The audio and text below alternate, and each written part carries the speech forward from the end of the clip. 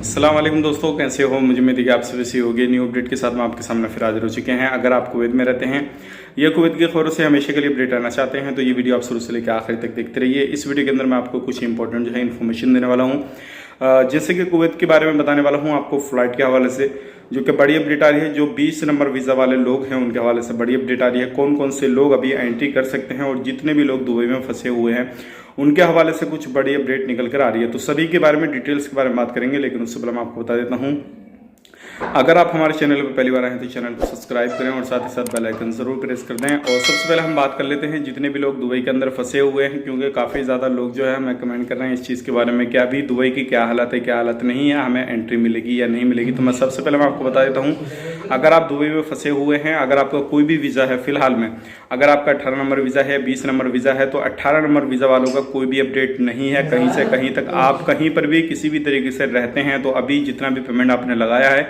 Dubai की, आपकी flight थी, चाहे आपको 20 दिन हो गए या 25 दिन हो गए या कितने भी दिन आपको वहाँ पे हो गए हैं, तो सारा पेमेंट आपका ख़राब होने वाला है। इस चीज़ का आपको खास करके ध्यान रखना है, क्योंकि काफ़ी सारे लोगों के इससे ही रिलेटेड हमारे पास में कमेंट आ रहे हैं कि भाई दुबई के से फ़्लाइट जो है कौन कौन सी चाह रही है। तो मैं आपको बता देता हूँ, अगर दुबई से आप जाना चाहते हैं तो ओनली 20 नंबर वाले जो है वो लोग जा सकते हैं, क्योंकि कुवैत के अंदर अभी काफ़ी ज़्यादा लोगों की जो है वो ज़रूरत है, खादिम लोगों की, जो कि कुवैतियों के घर में काम करते हैं। सिर्फ वही लोग अभी कुवैत के अंदर एंट्री कर सकते हैं, इससे अदर कोई भी लोग अभी एंट्री नहीं कर पाएंगे।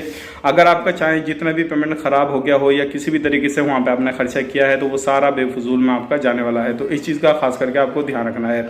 अब बढ़ते हैं, जो चीज़ें काफ़ी सारे लोग हमसे बोल रहे हैं कि इस चीज़ के बारे में कुवैत सरकार सोच क्यों नहीं रही या किसी भी तरीके से दुबई सरकार क्यों नहीं सोच रही। तो मैं आपको बता देता हूँ, दुबई से सरकार जो है इसके बारे में सोच रही है क्योंकि उसने ऑलरेडी पहले भी जो है 1 महीने का आप लोगों का वीज़ा बढ़ाया था। जितने भी लोग वहाँ पे हैं 31 मार्च तक जो है उन्होंने वीज़ा बढ़ा के रखा है। और जो है खाने पीने का तो जो खर्चा है वो सारी चीज़ आपको देनी होगी, इस चीज़ का ख्याल रखिएगा। और काफ़ी ज़्यादा बड़ी तादाद में जो लोग हैं वो दुबई के अंदर फंसे हुए हैं।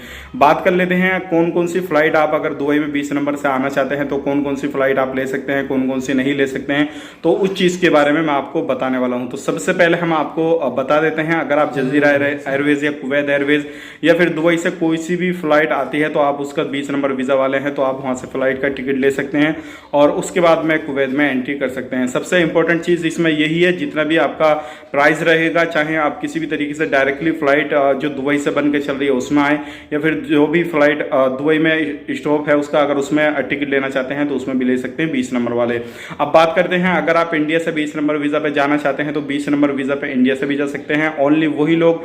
और इस टाइम पे जो है इंडिया वालों के भी लिए डायरेक्ट वीज़ा चल रहा है और फिलीपीन वालों के लिए भी डायरेक्ट वीज़ा जो है जल्दी ही ओपन किया जाएगा, जैसे कि मैंने आपको एक अपडेट में बताया था। लेकिन इंडिया से आपको इंडिया एयरवेज, जैसे कि आपको मालूम है, जज़ीरा एयरवेज या कुवैत एयरवेज, जो भी फ्लाइट है आप उसको ले सकते हैं। और जो भी टिकट प्राइस रहेगा, सारी चीज़ें जो होंगी, एक वेबसाइट मैंने आपको जैसे पहले बताया था bilsalama.com, जो है सारे अपडेट आपकी जो है PCR के हवाले से, टिकट के हवाले से, वीज़ा के हवाले से, उस पर आपका कफिल आपकी जो भी अपडेट है वो देगा और उसके बाद में ही आपकी टिकट वगैरह सारी फैसिलिटीज या जो भी अपडेट है वो उसी के बाद में हो पाएगी। बात करते हैं वीज़ा में कितना समय लगेगा, आपका कितना समय नहीं लगेगा, तो डिपेंड करता है आपका कफिल जितना जल्दी आपको वहाँ पर चाहेगा उतनी जल्दी आपका वीज़ा वो इशू करा देगा और उसके बाद में आपको वहाँ पर एंट्री मिल जाएगी। तो ये थी कुछ अपडेट, सोचेगा आप लोगों तक शेयर की जाए। तो चलिए फिर मिलेंगे नेक्स्ट वीडियो में, तब तक के लिए आप अपना ख्याल रखें, अपनी फैमिली वालों का ख्याल रखें। Take care, bye bye.